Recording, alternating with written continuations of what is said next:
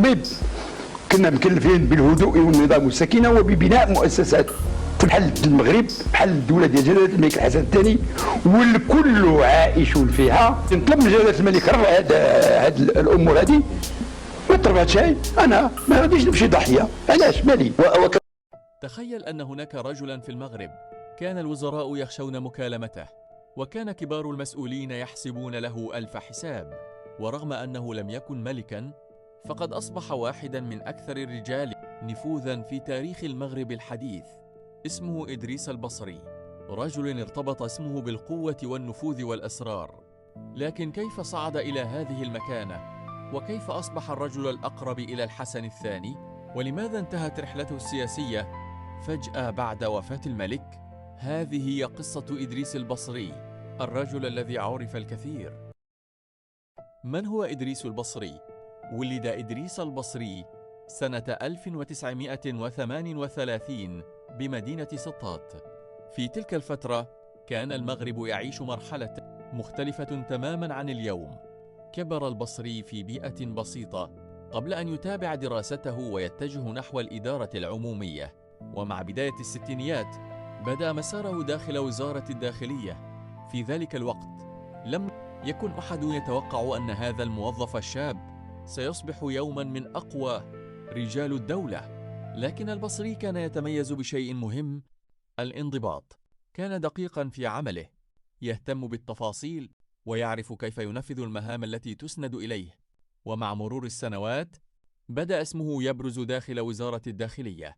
هناك بدأ أول فصل من قصة الصعود. بعد سنوات من العمل داخل وزارة الداخلية بدأ اسم إدريس البصري يبرز شيئا فشيئا داخل دوائر السلطة. لم يكن الأكثر شهرة ولم يكن الأكثر ظهورا أمام الكاميرات، لكنه كان من أكثر المسؤولين قدرة على فهم طريقة اشتغال الدولة. في تلك الفترة كان الحسن الثاني يبحث دائما عن رجال يستطيع الاعتماد عليهم في الملفات الحساسة، رجال لا يكتفون بتنفيذ التعليمات بل يفهمون ما يريده الملك قبل أن يطلبه. وهنا بدأ البصري يلفت الانتباه، فكل مهمة كانت تسند إليه كان ينجزها بدقة كبيرة. ومع مرور السنوات تدرج في المسؤوليات داخل وزارة الداخلية، وأصبح يقترب أكثر فأكثر من مركز القرار. ثم جاءت اللحظة التي غيرت كل شيء، حين عينه الحسن الثاني وزيرا للداخلية.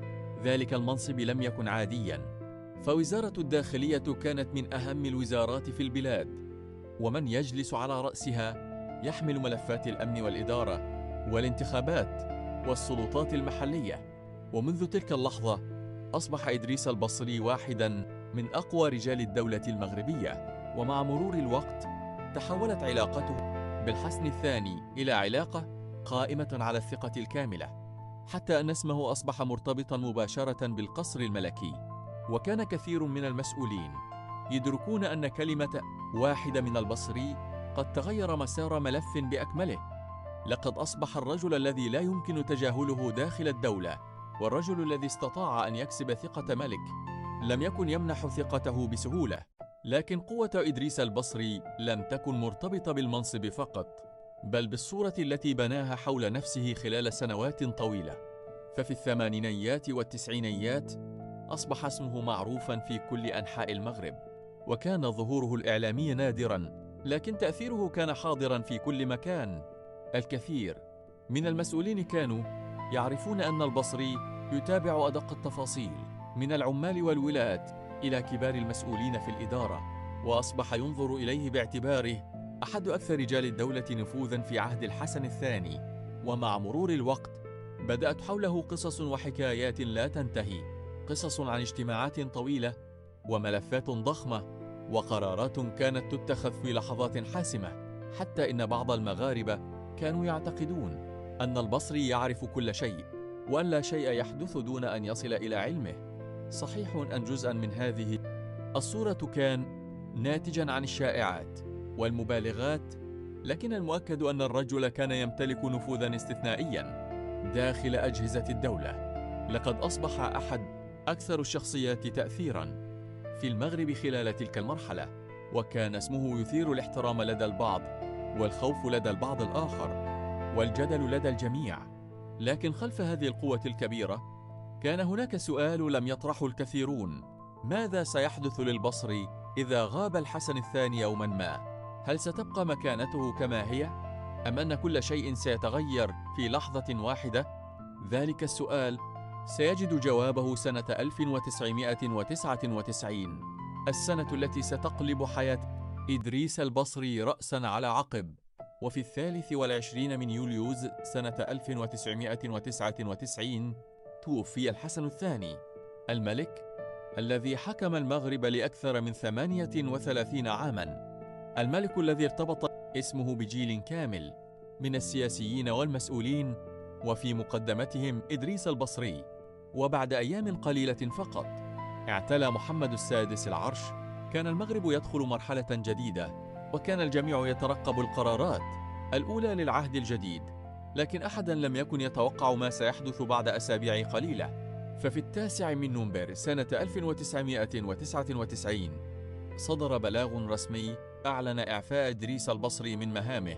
الخبر انتشر بسرعة كبيرة، لأن الأمر لم يتعلق بوزير عادي، بل برجل ظل في قلب السلطة لعقود طويلة، رجل اعتاد المغاربة رؤية اسمه مرتبطا بأهم الأحداث والقرارات. وفجأة انتهى كل شيء. خلال أسابيع فقط انتقل البصري من أحد أقوى رجال الدولة إلى رجل خارج دائرة القرار، وبدأت الأسئلة تظهر في كل مكان. لماذا تم إعفاؤه؟ هل كان الأمر مجرد تغيير طبيعي مع بداية عهد جديد؟ أم أن محمد السادس كان يريد إرسال رسالة واضحة بأن مرحلة كاملة قد انتهت؟ إلى اليوم ما زالت الإجابات تختلف، لكن المؤكد أن قرار إعفاء إدريس البصري كان واحدا من أكثر القرارات الرمزية في بداية حكم محمد السادس، فالرجل الذي ارتبط اسمه بسنوات طويلة من حكم الحسن الثاني أصبح فجأة جزءا من الماضي. لكن قصة البصري لم تنتهي هنا، لأن السنوات التي تلت خروجه من السلطة كانت مليئة بالتصريحات والذكريات والجدل، وكانت كفيلة بجعل اسمه يعود إلى الواجهة من جديد. بعد خروجه من السلطة لم يعد إدريس البصري ذلك الرجل الذي كانت تتحدث عنه الصحف يوميا. غادر المغرب واستقر لفترات طويلة خارج البلاد، خصوصا في فرنسا، لكن اسمه لم يختفي من النقاش السياسي، بل ربما أصبح أكثر إثارة للجدل من أي وقت مضى. فبعد سنوات طويلة من الصمت بدأ البصري يتحدث، وأجرى عدة حوارات صحفية تناول فيها بعض المحطات التي عاشها إلى جانب الحسن الثاني، وتحدث عن سنوات الحكم وعن بعض القرارات والأحداث التي عاصرها بنفسه. وكانت تصريحاته تحظى باهتمام كبير، ليس فقط بسبب ما يقوله، بل بسبب الشخص الذي يقوله. فهذا الرجل لم يكن مراقبا للأحداث من بعيد، بل كان في قلب السلطة لعقود طويلة، وكان شاهدا على مرحلة تعتبر من أهم المراحل في تاريخ المغرب الحديث. ومع كل تصريح جديد كان الجدل يعود من جديد، فالبعض كان يرى فيه رجل دولة خدم بلاده لسنوات طويلة، والبعض الآخر كان يعتبره رمزاً لمرحلة مثيرة للجدل من تاريخ المغرب. لكن مهما اختلفت الآراء فإن اسم إدريس البصري ظل حاضراً بقوة. وفي 27 من غشت سنة 2007 توفي إدريس البصري في باريس عن عمر ناهز 69، ورحل الرجل الذي شغل الساحة السياسية لعقود. لكن رحيله لم ينهي الأسئلة، بل ربما زادها، لأن كثيرا من الملفات والأحداث التي عاشها رحلت معه، وبقيت بعض تفاصيلها مجهولة إلى اليوم. وهكذا انتهت حياة أحد أكثر الرجال نفوذا في تاريخ المغرب الحديث. لكن قصته لم تنتهي، فكلما ذكر الحسن الثاني أو سنوات الثمانينيات والتسعينيات عاد اسم إدريس البصري إلى الواجهة من جديد. واستمر الجدل حول الرجل الذي اعتبره البعض رجل دولة استثنائيا، واعتبره آخرون أحد أكثر الشخصيات إثارة للجدل في تاريخ المغرب. بعد أكثر من عقدين على رحيله من السلطة، ما زال اسم إدريس البصري يثير الجدل في المغرب.